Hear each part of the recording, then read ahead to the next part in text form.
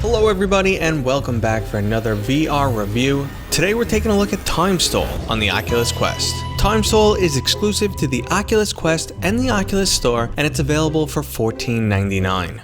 With Earth doomed, it's time to jump aboard the only crowd-funded luxury escape craft available. It's your mission as the only human on duty to routinely save the captain who continually gets himself in trouble. While this all sounds great and the introduction is quirky and cute, this game really just plays out as an escape room with a small little twist. That twist being, something bad will happen, time will stop, and you will need to manipulate things in the room and then unpause time, or simply wait for the time shift to run its course, and then everything will go back into action and you get to see your changes unfold. Mainly the game has you blocking flying projectiles, turning items such as champagne bottles into projectiles to strike enemies, and then searching through the room for either a hidden lever or a battery or some other mechanism you need to complete the task of saving your captain. Unfortunately, the mechanics of the game remain the same throughout, and there are only 8 total missions. If you're looking to just complete the game, you can do it in less than an hour. Each mission has secondary objectives, which is just an added challenge.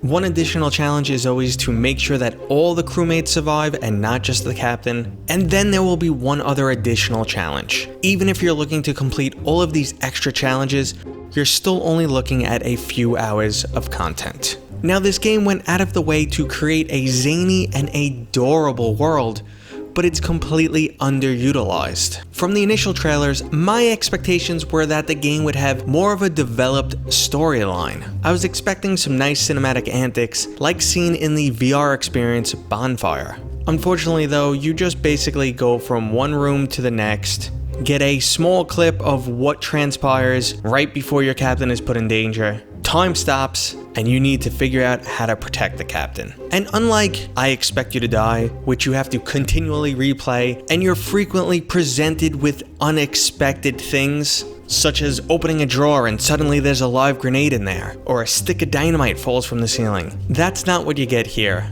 You get a minor cutscene that luckily is skippable if you're stuck on a level, and then you're just gonna look around the room for a few items and move a few objects.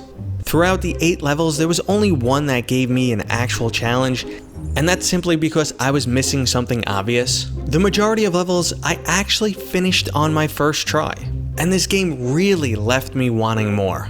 From every single category, I wanted more mechanics, I wanted a higher level of difficulty, I wanted more of the comedy and the cutscenes. And while the game was a fun distraction, it's ultimately forgettable. It's rarely clever enough to make you feel accomplished. Now, this is by no means a bad game, but I feel like the expectations set from just watching the trailer do not line up to the actual game. However, once I saw that $14.99 price tag, I figured this is what I was going to be in for. The game requires a 6.5 by 6.5 foot room scale, and it keeps you trapped in that area. There's a lot of times when you think you can stray out of it, it looks like there's more space in the room to examine, but that's not the case. And that right there is completely symbolic of everything wrong with this game. The scale is too small. And unfortunately, it's hard for me to recommend this game to almost anyone. If you're a big puzzle person, well, I feel like you will be disappointed with the simplicity of this game.